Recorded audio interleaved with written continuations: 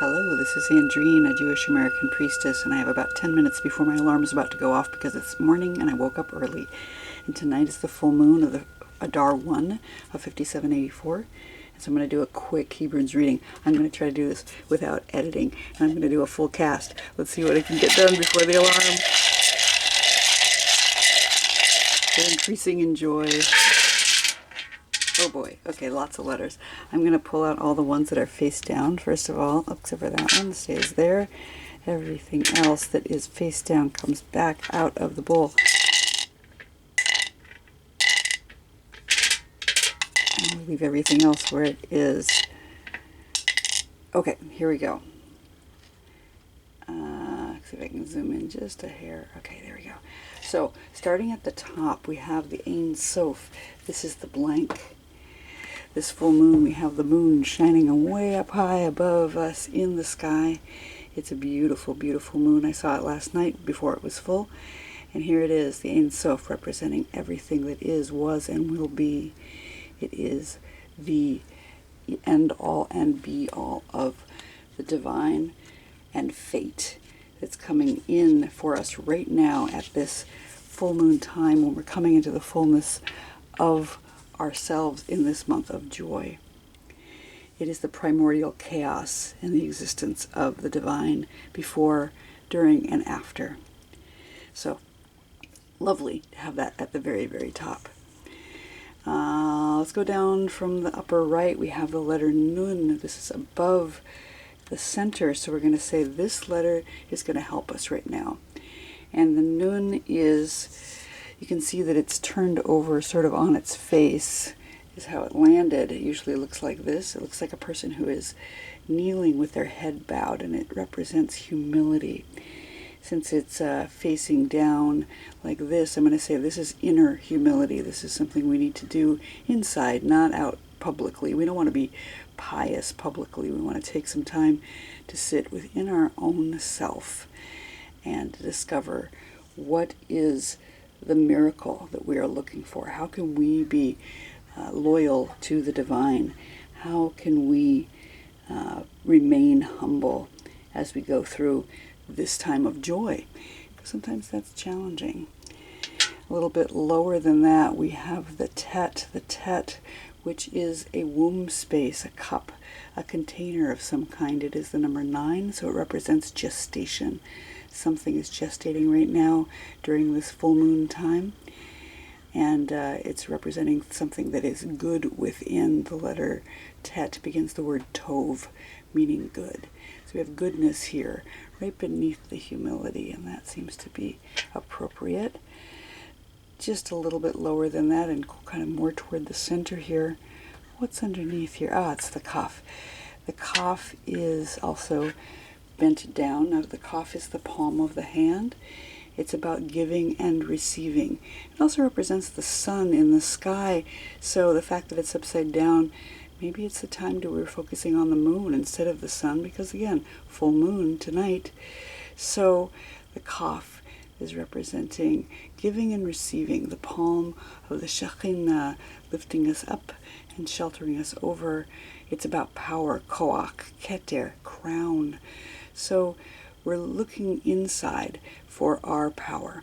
We're looking inside for our crown, maybe paying a little less attention to the sun, a little more attention to the moon, so that we can understand that the sun is what gives light to the moon, and the moon gives light back to us.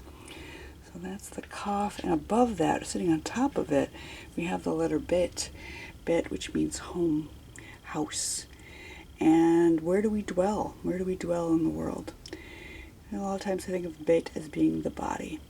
So we're dwelling here. We're dwelling somewhere. We're dwelling right here on top of the power. We dwell right up above the Kaf here. So we've got power supporting us underneath when we think about our home, our home place, our home space. Over to the right here we have the letter Zayin. Zayin lying on its back. Usually it looks like this, and it also represents power. So it's a sword or a scepter. It's the number 7, so it represents the day of Shabbat. And it's great that it's lying down, because here we come Friday night. We're going to go into Shabbat and lay down and do some moon bathing, maybe underneath that full moon above.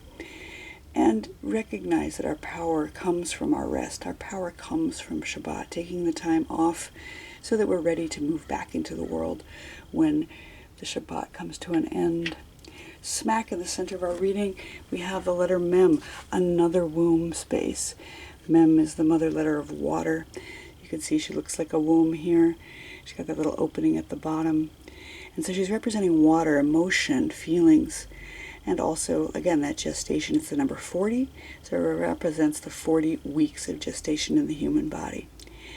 And Mem is this amniotic fluid in which we all are bathed before we are born. So this is our center point of the reading. What is it that's holding us emotionally right now? What is that gestation? What is it that's coming through right beneath the full moon? The moon's all about emotions. The moon's about the unknown. But here it is in its fullness right now. Our full pregnancies twice and the moon above. Love that. As we get down below the line, we've got Vav face down.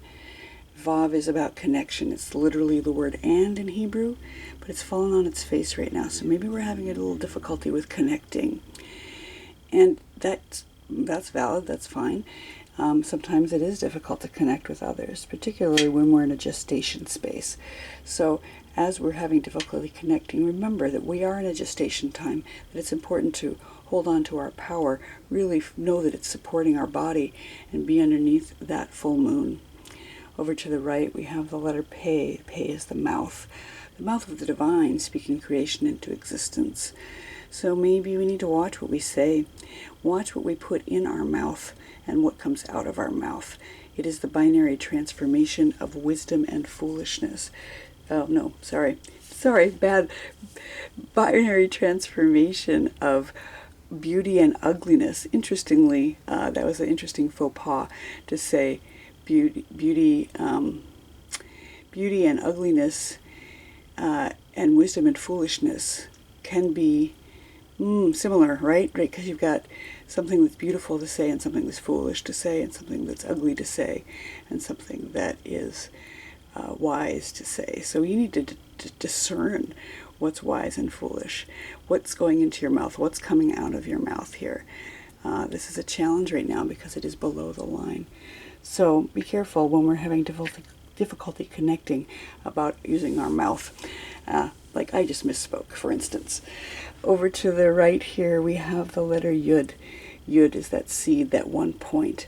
And it's a little bit face down under the ground. And here we are in this time in the northern hemisphere, at least, when we're still in the wet season, still too wet to plant. So these seeds sitting under the ground, maybe a little topsy-turvy. It's that point from which everything can be grown. And it's a little bit under the ground, so we can't see it right now. We can't see what's under there, and so it's maybe a little bit difficult to understand. Maybe we can't even see divine, because Yud begins the Yud He Vav He, the name of the divine. So that name which means becoming. So we can't see what's becoming right now because we're pregnant, because we've got these, the Mem and the Tet here, and the seed is still underneath the earth. But that's okay. We can still rest in the knowledge that the power is here. We can still rest in the knowledge that something is gestating that we can't see right now. Below that even we have the letter He. No, it's Het. Het is darkness, Choshek. But it's also Chai, which means life. And it's the number 8, which is that infinity loop. So it brings us right back up to the full moon, that blank space, that infinity. We've got Het here, underneath the ground, down below the earth, in the darkness, lying down on its face. So something is dark, something is difficult to see, but what's important to know is we can't see the moon if it's not dark out. And so that's a thing to accept and just be with, understanding that darkness happens and it does not contradict life. They're both the same letter that begins the Het. So we've got the infinite here, both above the sky and under the earth. And I love that. So if we're having challenges with the darkness, know that it's essential for us to be able to see the moon. The lowest letter on the reading is the letter Kuf, all the way turned over on its head. It was like this when it fell. Kuf is the letter that begins the word Kadosh. Kadosh, which means sacred or holy.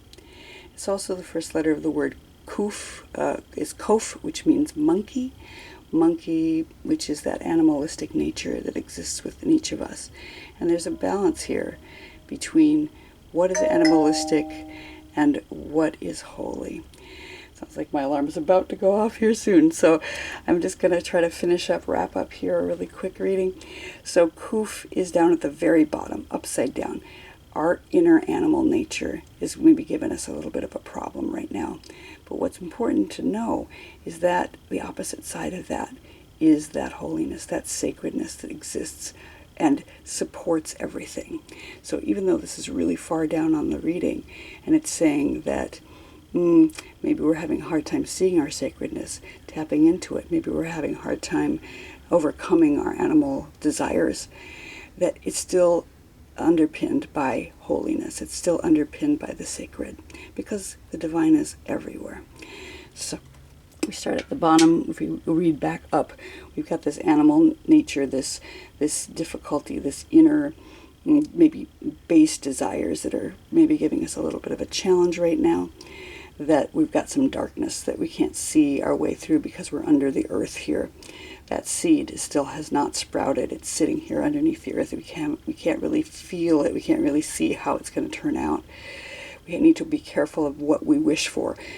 Make sure that we bless rather than curse, that we have the power of creation with our voice. So we have to be mindful of that right now, that even if we're feeling disconnected from ourselves, from the divine, that we know that we can reach into the knowledge that we are gestating something right now, something that is good. We've got the tet with the tov here and the mem with the amniotic fluid of the mayim hayim, the waters of life.